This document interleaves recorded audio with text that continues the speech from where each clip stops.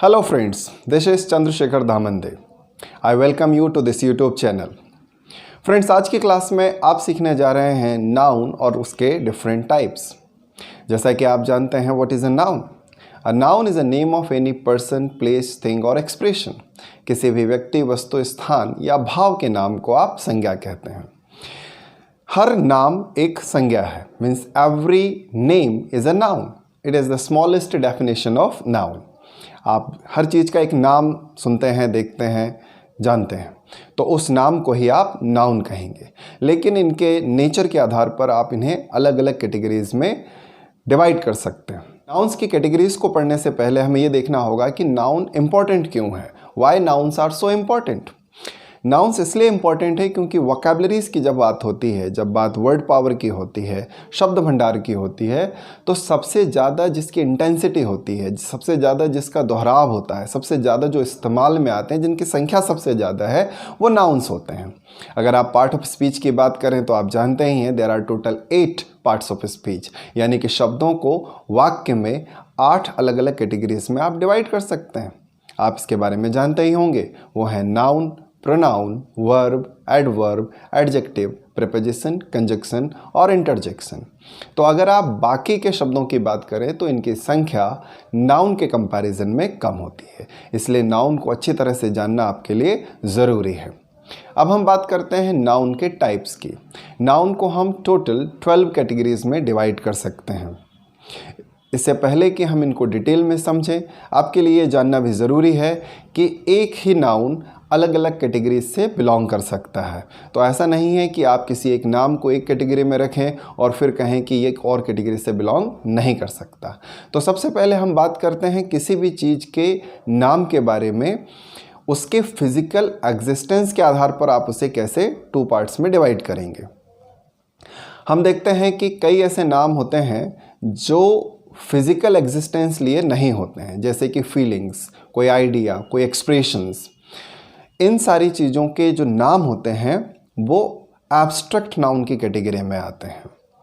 आप ऐसे भी कह सकते हैं कि वो सारे नाम जिन्हें आप देख नहीं सकते, जिन्हें आप छू नहीं सकते, जिनका कोई फिज़िकल एग्जिस्टेंस नहीं है, जो वास्तविक रूप में उपलब्ध नहीं है, तो उन्हें हम एब्स्ट्रैक्ट नाउन के रूप में जानते हैं।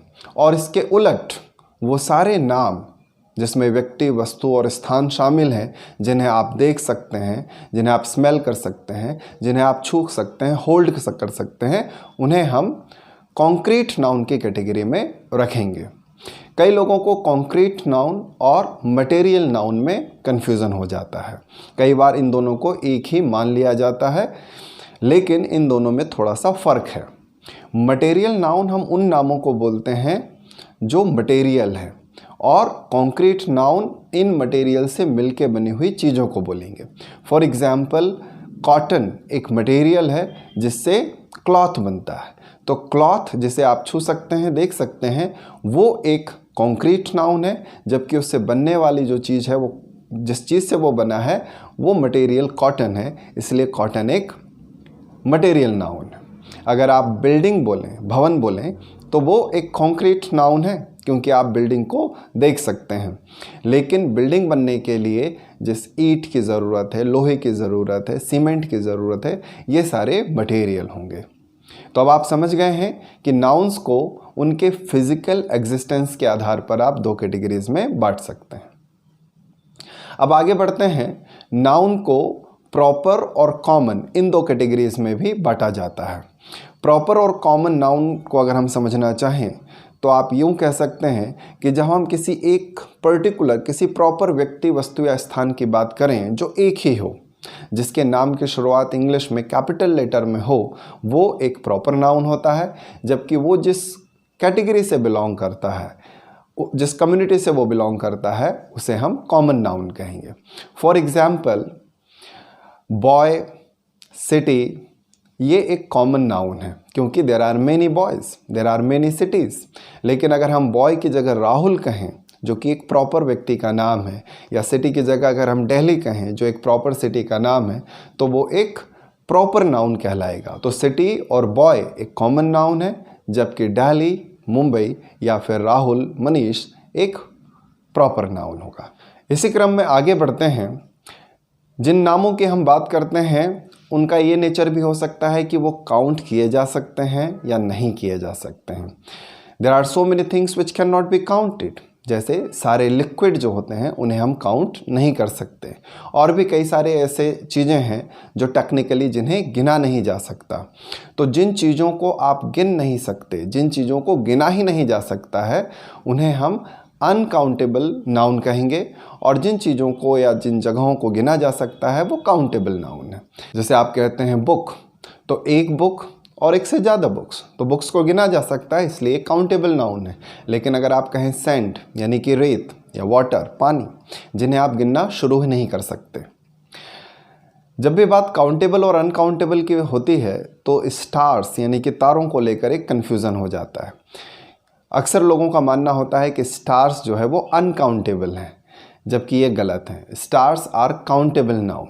देखिए, यहाँ पर बात ये नहीं हो सकती किसी चीज़ को आप गिन सकते हो या नहीं, वो आपके गिनने की कैपेसिटी में है या नहीं।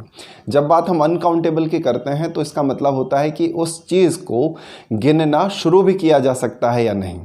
तो स्टार्स को आप गिनना शुरू कर सकते हैं, आसमान में देखकर 1 2 3 4 आप कर सकते हैं। तो वो 1 2 3 4 गिनती चालू हो गई है, इसलिए ये काउंटेबल नाउन की कैटेगरी में आएगा। जबकि अगर हम वाटर की बात करें, मिल्क की बात करें, ऑयल की बात करें, तो इनको गिनना आप स्टार्ट भी नहीं कर सकते। इसलिए स्टार्स अनकाउंटेबल हैं, यानी कि बहुत ज़्यादा संख्या में हैं। A man can not count them, इंसान उन्हें नहीं गिन सकता है, लेकिन वो जो प्रोडक्ट है, वो जो चीज़ है, वो काउंटेबल है। इसलिए स्टार्स जो हैं वो काउंटेबल की कैटेगरी में आएंगे। Okay, let's go ahead. और अब हम बात करते हैं कि अगर काउंट कर सकते हैं तो वो या तो एक होगा या एक से ज़्यादा होगा। यानी कि नाउन्स को अब हम ये भी बता सकते हैं कि वो सिंगुलर है या प्लूरल है। जब बात काउंटेबल की हो रही है तो अगर वो गिनती में एक है, संख्या में एक है, तो वो सिंगुलर कहलाएगा, सिंगुलर नाउन कहलाएगा, और संख्या में एक से ज़्यादा है तो वो प्लूरल कहलाएगा। इसलिए नाउन्स को आप सिंगुलर और प्लूरल इन कैटेगरीज में भी रख सकते हैं। अब हम बात करेंगे कंपाउंड नाउन की और पजेसिव नाउन की। पजेशन का मतलब होता है किसी भी चीज़ का अधिकार, तो अधिकारवाचक संज्ञा यानी कि पजेसिव नाउन का मतलब है कि कोई चीज़ किससे बिलोंग करती है। अगर हम कहें टॉमीज़ बेल्ट यानी कि टॉमी का बेल्ट, तो ये जो बेल्ट है वो टॉमी से बिलोंग करता है, इसलिए ये पजेसिव नाउन कहलाएगा। जबकि कंपाउंड नाउन की बात करें तो कंपाउंड का मतलब होता है दो चीज़ों से मिलके बना हुआ। तो जब भी हम किसी ऐसे नाम की बात करें जिसमें दो नाम हैं, जिन्हें अलग अलग करने पर दो डिफरेंट नाम हम कर सकते हैं, तो वो कंपाउंड नाउन कहलाएगा। जैसे कि टूथपेस्ट, टूथ एक नाउन है, पेस्ट एक नाउन है, और मिलके बना टूथपेस्ट। या फिर हम कहें ऑक्सन कार्ट या बुलक कार्ट, बैलगाड़ी, बैल एक नाउन है और कार्ट एक नाउन है। इस तरह से ऑक्सन कार्ट, बुलक कार्ट या टूथपेस्ट एक कंपाउंड नाउन के एग्जाम्पल्स होंगे। चलिए फ्रेंड्स, आगे बढ़ते हैं और नाउन्स की एक और कैटेगरी के बारे में जानते हैं, वो है कलेक्टिव नाउन। कलेक्टिव नाउन, जैसा कि नाम से पता चल रहा है कि जब हम किसी चीज़ के कलेक्शन की बात करें, जब हम किसी चीज़ के ग्रुप की बात करें, चाहे वो व्यक्ति, वस्तु, स्थान हो, तो उस ग्रुप को भी एक नाम दिया जाता है, उस समूह को भी एक नाम दिया जाता है, जिसे हम कलेक्टिव नाउन कहेंगे। जैसे a group of student is called class, विद्यार्थियों के समूह को हम कक्षा कहेंगे। या अ ग्रुप ऑफ जजेस इज कॉल्ड ज्यूरी, जजेस के समूह को, न्यायाधीशों के समूह को हम ज्यूरी कहेंगे। ज़्यादातर जानवरों के समूह को हम हर्ड कहते हैं या पैक कहते हैं। तो जब हम किन्हीं नामों के समूह की बात करते हैं तो वो एक कलेक्टिव नाउन कहलाता है। तो दोस्तों, इस तरह आज आपने देखे कि there are different types of nouns, कई तरह के नाउन होते हैं। तो मिलते हैं अगले किसी वीडियो में। Till then, bye bye.